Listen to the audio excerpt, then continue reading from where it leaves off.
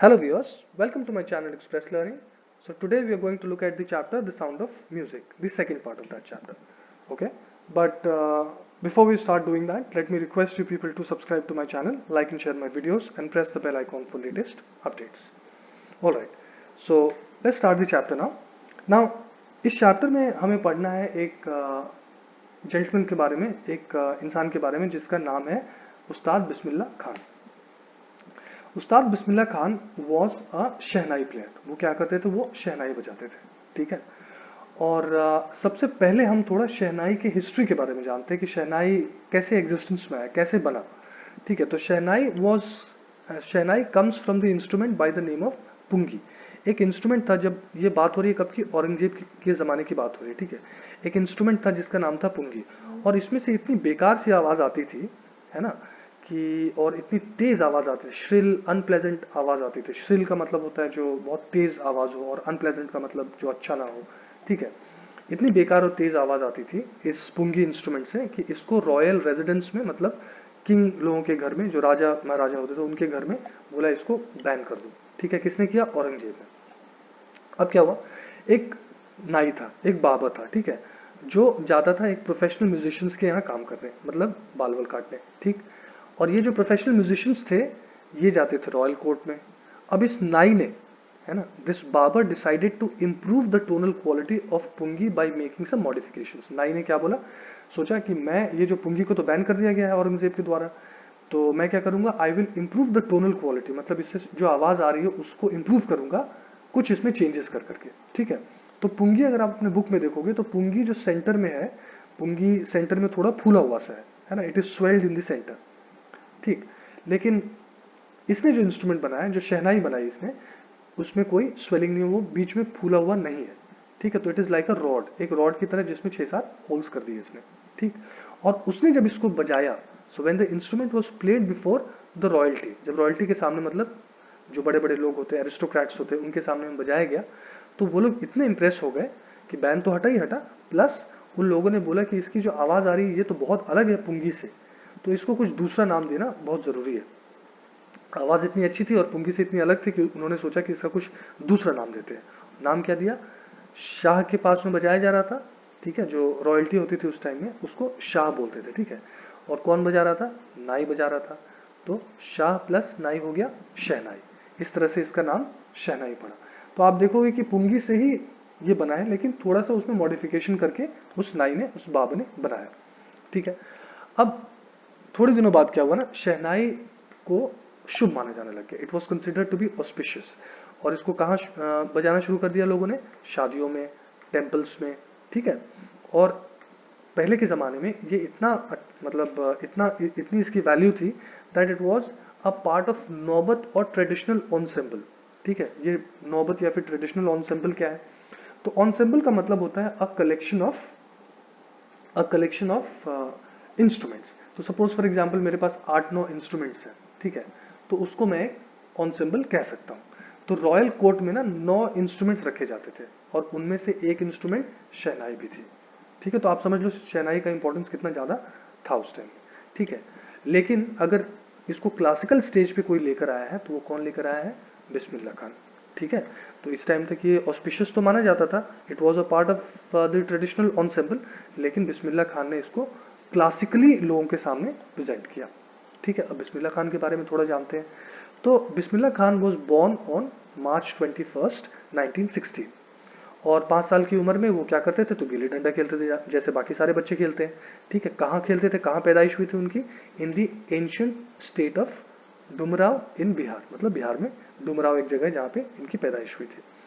लेकिन इनको एक आदत थी, he would regularly go to the nearby Biharji temple to sing Bhojpuri chaita. तो सामने में एक टेम्पल था जिसका नाम क्या था? बिहारजी टेम्पल, और वहाँ पे ये रेगुलरली जाया करते थे। क्या करने के लिए? वहाँ पे एक भोजपुरी चैता होता, मतलब some kind of Bhojpuri song. ठीक है, और at the end of it he would receive a laddu weighing 1.25 kg by the local maharaja. और वहाँ जो गाने के बाद में लोग इतना खुश हो जाते थे, जो लोकल महाराजा होते थे वो उसको लड्डू देते थे, वो भी छोटा मोटा नहीं, लगभग लगभग 1.25 किलो का लड्डू उसको देते थे। तो ये इसके बचपन के बारे में थोड़ी बात हो गई, आगे देखते हैं।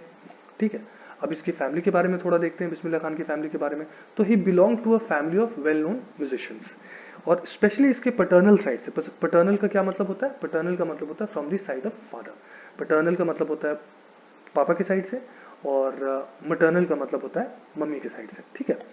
तो his paternal ancestors were all great shehnai players. तो इसके फादर हो, अंकल हो, ग्रैंडफादर हो, सारे बड़े जाने माने शहनाई प्लेयर्स थे, ठीक है। 3 साल की उम्र में बिस्मिल्लाह वॉज सेंट टू बनारस, उनको बनारस में भेज दिया गया, जहां ये अपने अंकल को देखते थे शहनाई बजाते हुए, ठीक है, और बहुत मतलब इंटरेस्ट से देखा करते थे। और ये क्या किया इन्होंने, he started accompanying his uncle to the Vishnu temple and soon started getting lessons. तो इसके अंकल जाते थे एक विष्णु टेम्पल में शहनाई बजाने को। मैंने बताया ना टेम्पल्स में इसको बजाया जाता था, तो वो वहाँ पे बिस्मिल्लाह भी साथ में जाने लग गया, ठीक है, जब when he was a child. और वहाँ पर जाकर वो धीरे धीरे उनसे लेसन्स भी लेने लग गया, मतलब कुछ कुछ सीखना भी शुरू कर दिया उसने। सुनता भी था उनको बड़े ध्यान से, साथ लेसन्स भी मतलब कुछ कुछ सीखना भी शुरू कर दिया, ठीक है। अब सीखना तो ठीक है, लेकिन प्रैक्टिस करने के लिए वो कहाँ जाते थे? तो he would practise in the temples of Mangala Maiya, है ना, एंड बालाजी, तो ये टेम्पल्स का नाम है, and on the banks of the Ganga. तो गंगा के बैंक्स पे या फिर इन दो टेम्पल्स में जाके वो अकेले में बड़े आराम से प्रैक्टिस करते थे। और वो बोलते भी थे, बाद में उन्होंने कहा, the flowing water of Ganga inspired him to improvise and invent new ragas. तो गंगा का जो पानी जो बहता चला जाता है, वो पानी उनको इंस्पायर करता था इम्प्रोवाइज करने, मतलब कुछ नया करने के लिए, और कोई नया राग इन्वेंट करने के लिए जो राग अभी तक किसी ने नहीं बजाया है, ठीक है। 14 साल की उम्र में, आगे देखते हैं इनके बारे में। So at the age of 14 Bismillah accompanied his uncle to Allahabad music conference. तो इलाहाबाद में एक म्यूजिक कॉन्फ्रेंस हुआ, जहाँ पे बिस्मिल्लाह हो गए थे 14 साल के, और वो गए अपने अंकल के साथ में वही उस कॉन्फ्रेंस में, where he was encouraged by Ustad Faiyaz Khan.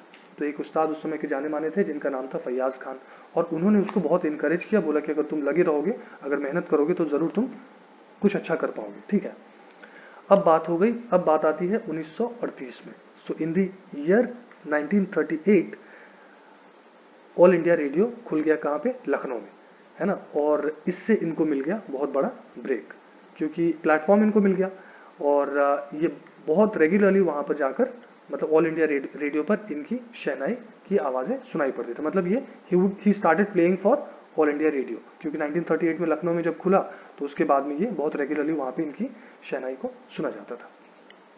और ये 38 में देखो, ये ऑल इंडिया रेडियो में गाना इन्होंने मतलब बजाना शुरू किया, और इतने पॉपुलर हो गए कि 1947 में जब व्हेन इंडिया अचीव्ड इंडिपेंडेंस, तो Bismillah became the first Indian to greet the nation with shehnai. तो ये वहाँ पे one of the few people थे जो इनवाइटेड थे रेड फोर्ट पे, जब नेहरू ने बहुत अपनी फेमस स्पीच दी थी, ट्राइस्ट विद डेस्टिनी, है ना। तो वो वहाँ पर आके इन्होंने परफॉर्म किया, ठीक है। He poured his heart into raga Kafi, raga Kafi एक राग का नाम है, from the Red Fort to an audience which included Gandhi and Nehru. मतलब वहाँ कौन कौन बैठे हुए थे ऑडियंस में? महात्मा गांधी थे, नेहरू थे, तो आप समझ लो इनकी इंपॉर्टेंस कितनी ज्यादा हो गई थी उस टाइम में, ठीक है, 1947 में। आगे देखते हैं। अब देखो, बिस्मिल्लाह का जो first trip abroad was to Afghanistan. पहली बार जब ये विदेश गए, तो ये कहाँ गए? अफगानिस्तान गए, जहाँ के जो किंग थे, है ना, जाहिर Shah, was so impressed that he gifted him Persian carpets and souvenirs, ठीक है। तो इनको बहुत प्राइसलेस होते पर्शियन कार्पेट्स, वो इतना अच्छा लगा इनको, इनका जो किंग थे वहाँ के, उसको इतना अच्छा लगा इनका परफॉर्मेंस कि बहुत प्राइसलेस पर्शियन कार्पेट्स उनको दिया, और सोवेनिर्स दिया। सोवेनिर्स मतलब क्या होता है? मतलब थिंग्स जो आप सपोज फॉर एग्जाम्पल अफगानिस्तान गए, वहाँ पे आपको कुछ चीज़ें दी गई, तो एक तरह से आपके लिए दैट इज अ मेमोरी, है ना, तो those could be called souvenirs, ठीक है।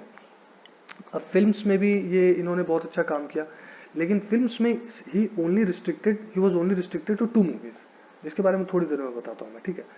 तो एक विजय भट्ट बोल के डायरेक्टर था, he was so impressed by him, Bismillah Khan से इतना इम्प्रेस हो गए कि उन्होंने एक मूवी का नाम ही दे दिया गूंज उठी शहनाई। शहनाई कौन बजाता था?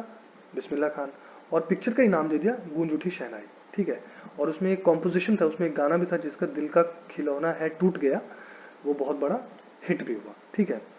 अब देखो, मैंने बोला ना कि he was restricted only to 2 films, तो he did not like the artificiality of the cinema world.